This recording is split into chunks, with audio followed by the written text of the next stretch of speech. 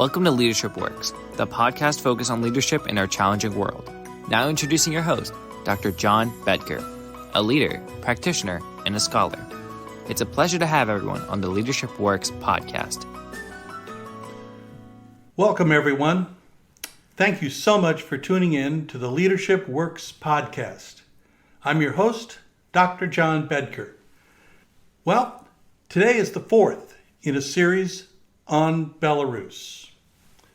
We began this series by me reading a letter on Belarus National Day, which is the 3rd of July each year, one day before our 4th of July in the United States. I began the series by reading a short note from the Secretary of State, Tony Blinken. And I think it's important in this final episode of the Belarus Series to begin by doing the same. Here's the letter from Secretary Blinken.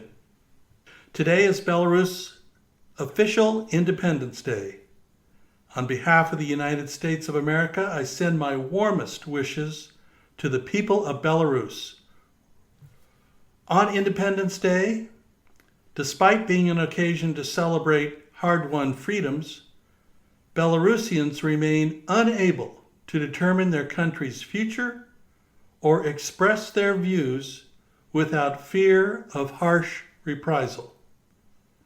For the second year in a row, too many Belarusian families will mark this Independence Day separated from their loved ones, as more than 1,200 political prisoners languish in prisons for trying to exercise the freedoms this day is supposed to symbolize. The United States stands with the people of Belarus who continue to seek the promise of true independence and demonstrate great courage in pursuit of freedom, democracy, and accountability. All right, so that's where we began the series. And I begin this last in the series with that as well, because context is important. In each of our leadership journeys, we must be aware of where we have come to understand where we are. It is only from that understanding that we can chart that course for the future. So Belarus, in this first episode in the series, I spoke about the country itself, a long, involved history, a group of people having diversity, a group of people that have known the Soviet Union. They understand the story of Russia quite well because they were part of the USSR. They also understand more currently the position of Belarus as an independent state and as still linked to the Russian Federation and its president, Vladimir Putin. I spoke about geography a little bit, the evolution of these 15 countries after the dissolution of the USSR, and how they have emerged. Talked about the president of Belarus, Alexander Lukashenko. Touched on it only briefly, but brought him into that discussion in the very first episode. Well, the point of that episode really was a couplefold. To understand the importance of Belarus in our world by understanding its importance geographically, sitting literally at the crossroads of East and West. Russia to the east. Europe to the west. Divergent views of how people should live, grow, and advance. The difference between East and West. And at this intersection sits the country of Belarus. I also made the point of how politically important it was. Politically important because its leader, the last remaining dictator in Europe, Alexander Lukashenko, has to choose sides. He does this for many reasons, but frequently chooses the side of the East. Now, that is not consistent with the majority of the people in Belarus. And I shared that sort of geographic and political experience in that first episode. So the geopolitics are also quite significant. I'll talk about that more in just a minute or two.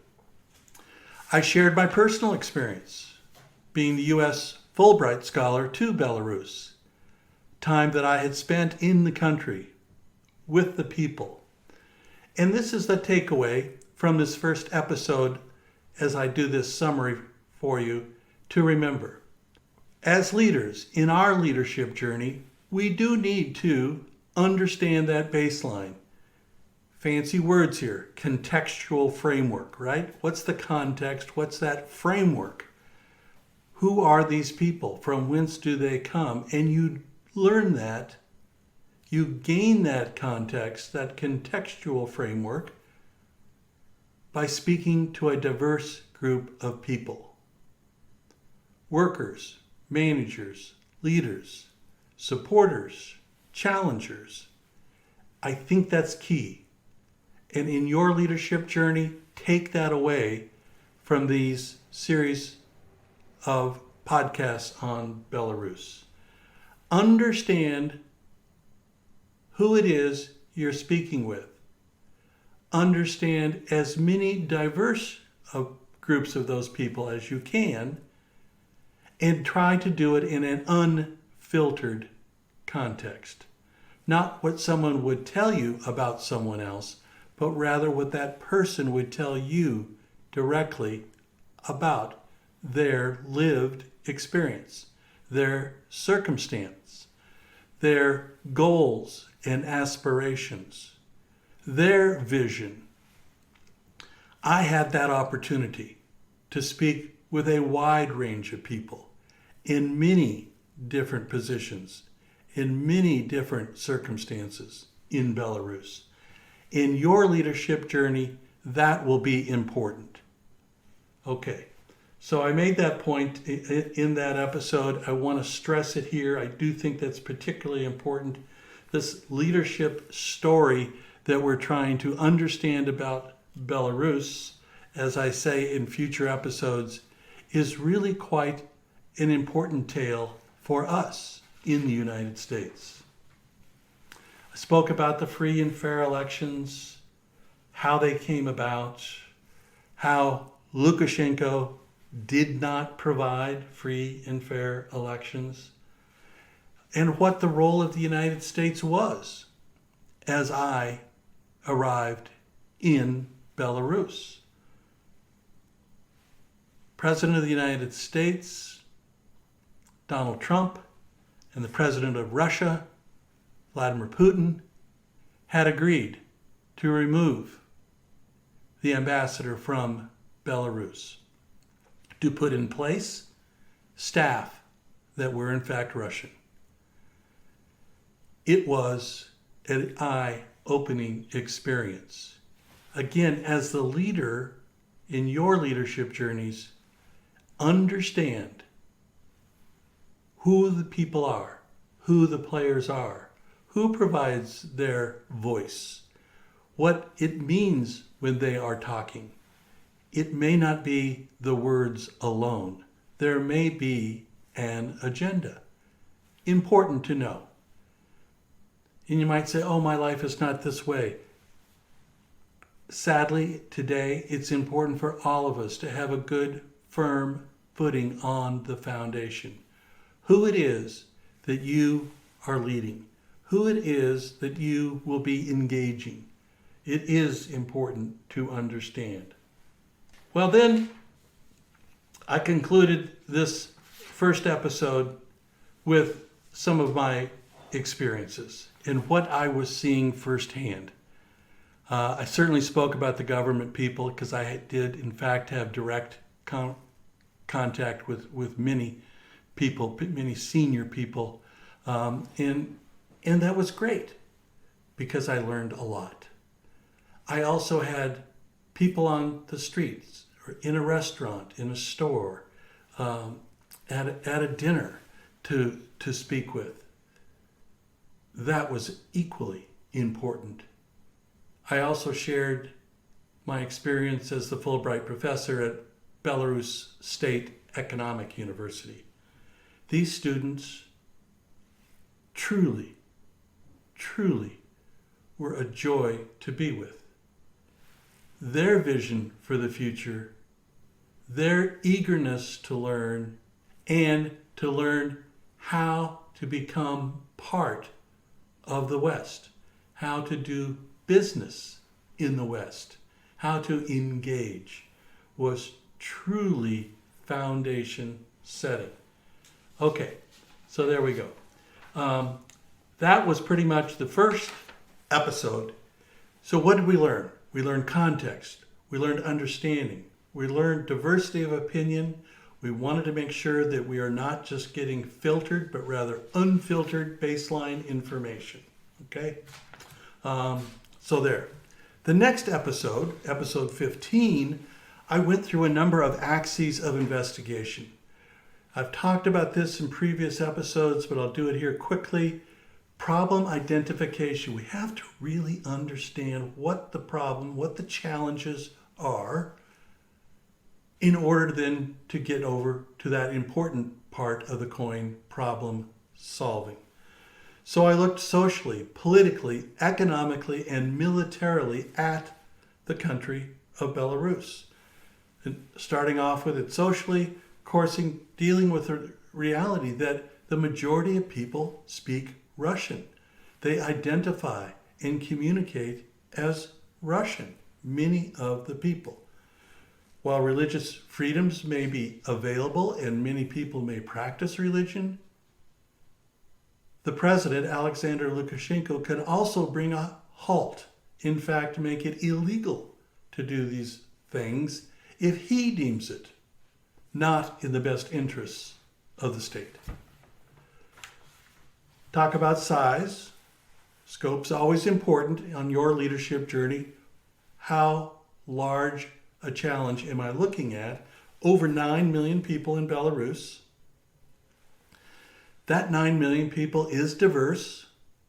From east to west, they go from more Russian to more Western, more Eastern to more Western. There is a sense of us versus them, meaning the people versus its leader, Lukashenko. There is an awareness that honesty versus corruption is an ongoing dialogue, with corruption often winning because of the status of its dictator. Things like civil rights and human rights. As we mentioned in the letter from Secretary Blinken, over 1,200 people jailed currently. I went and spoke about Belarus politically.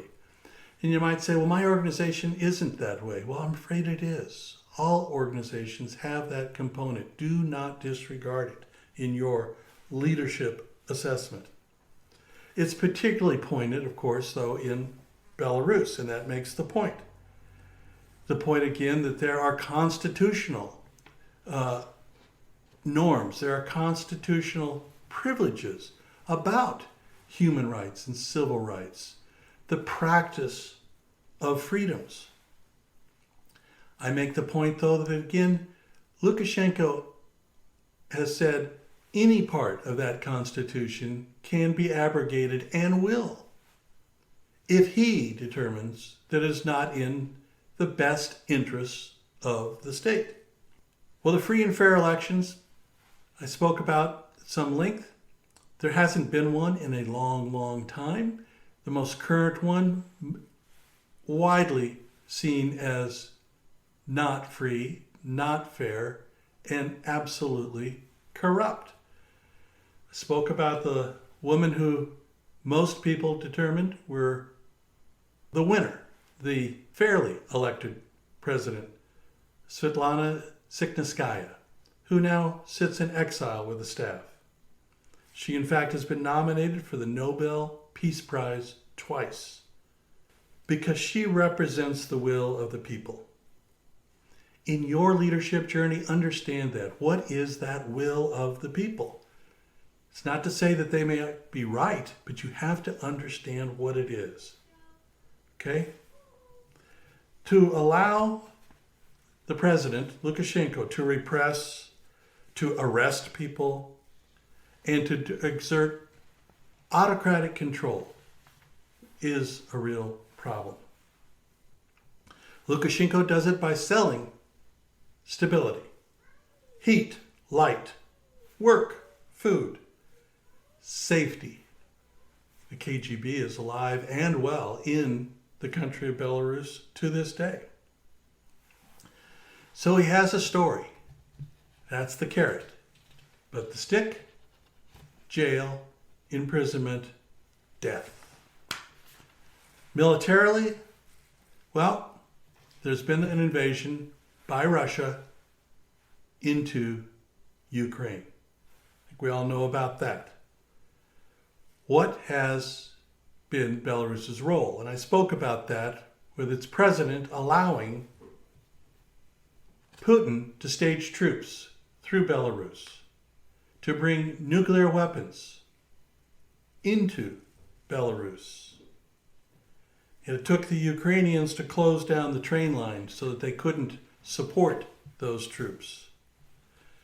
So this was an opportunity to look socially, to look politically, to look economically, and to look militarily at the country of Belarus. In doing that, we learned a number of things, and I'll quickly touch on a model that I used in the episode.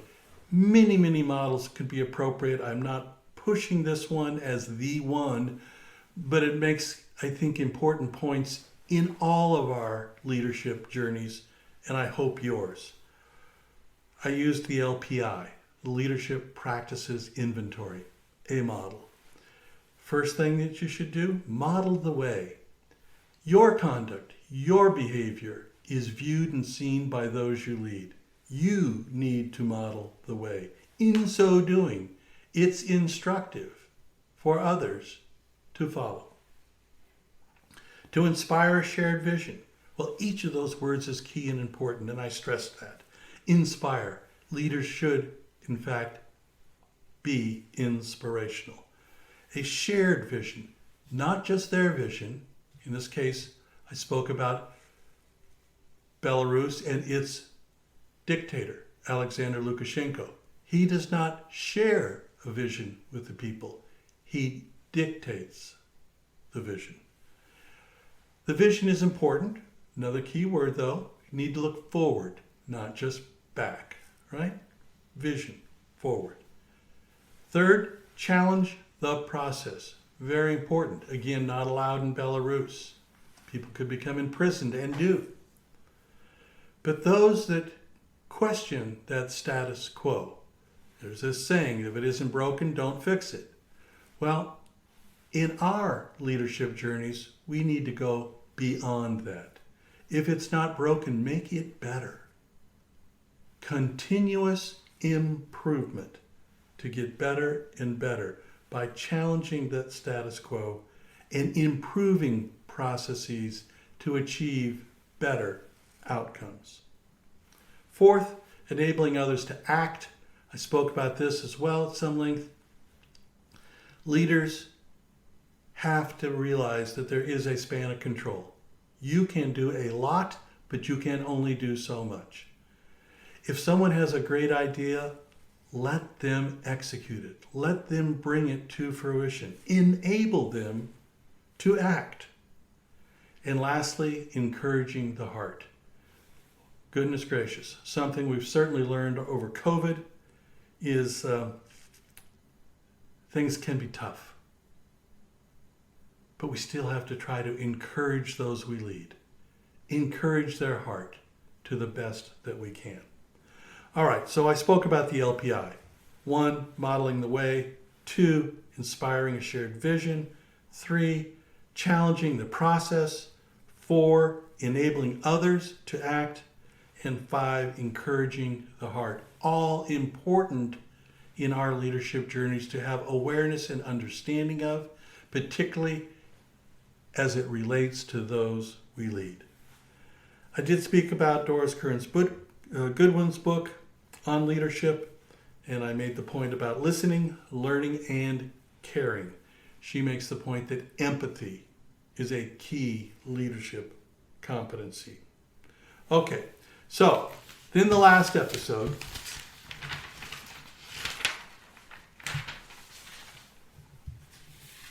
episode 16, where I spoke about Lukashenko. And I'll touch on this only briefly because I went into it in great detail in the episode. But we have to understand what leadership is. And I went to lengths about this, and I want to do it again. Because leadership really and truly is about doing the right thing, doing it regularly. And if we do these right things regularly, they tend to become habits.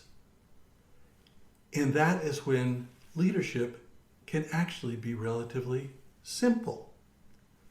And I made the point, better to keep things simple.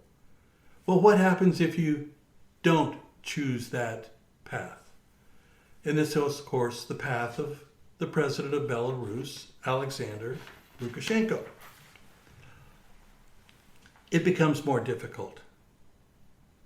You rely on things like position, rank, title, power, and authority.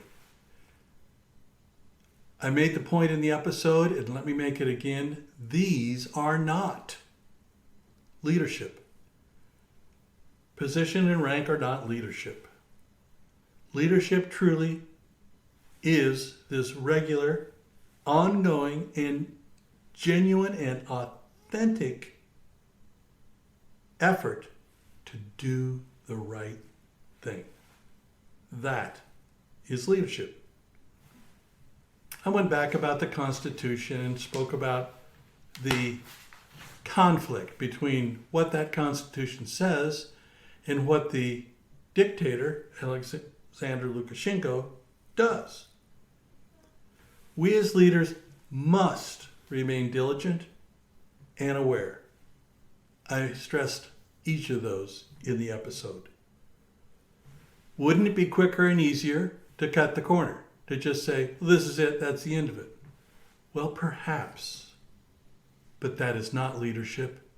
And in the end, it will not prevail. It will cause more problems than it solves. We have to look as leaders at what are the best interests, in the case of Belarus, the state. In the case of your journey, those that you lead. So, that was the last episode about awareness, about the people, about the will of the people. And what are you trying to do? Are you trying to do the right thing, which is the leader's journey? Or are you trying to advance your own agenda, your own needs, your own desires? Well, that is the case of Alexander Lukashenko. So, I then make the point that is key and critical about truth, about honesty, about the rule of law, about the need to understand those that you serve, the will of the people. Oftentimes there is this quite vocal minority. We have this in the United States, and I made that point in that last episode. It is a loud voice. It is a rancorous voice. It is not a majority voice.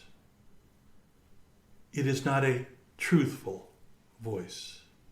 it does not represent the will of the people. But it is very loud, and it is very forceful, and they do have many followers. Well, I said that this Belarus series of podcasts was a cautionary tale because we see the end result. We see the end game of choosing to go down this path of autocracy, of overturning elections, of not having free nor fair elections. And when you do, in the case of the United States, then to declare that they weren't free and fair. What we call the big lie. Well, the people of Belarus live lies every day. And the cautionary tale is we in the United States may be headed down a similar path. And we must not. It is a question of leadership. It has nothing to do with politics. It has to do with leadership. Doing the right thing. Recognizing the needs and interests of the people. I spoke about many examples, from gun violence to women's rights to sexual abuse in the Catholic Church and other faiths. We have in many ways gotten off track. We have lost our way. And leadership is what is needed. Not politics. Leadership is what is needed to do the right thing. So I bring this series of episodes on Belarus to a close. I think it's critically important that we understand the cautionary tale that the series on Belarus tells us, informs us about the path that a minority of Americans are on. And that role that leadership can, could, and must do to get us back on track. We must not continue to lose our way. Our values, our principles, our country, and our people all depend on us. So let's each continue our leadership journeys. Key is doing the right thing. Thank you so much, everyone. I greatly appreciate it. Talk to you real soon.